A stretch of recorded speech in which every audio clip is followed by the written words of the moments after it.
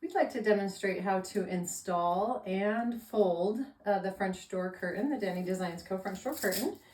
Just remove the adhesive hook strip off the back of the curtain.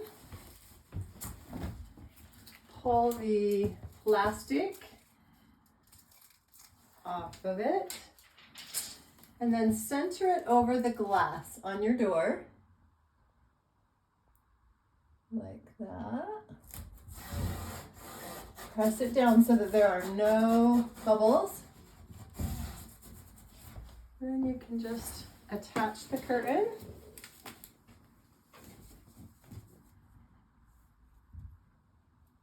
Like that.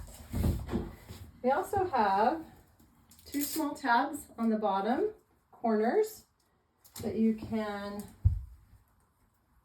attach down on each side.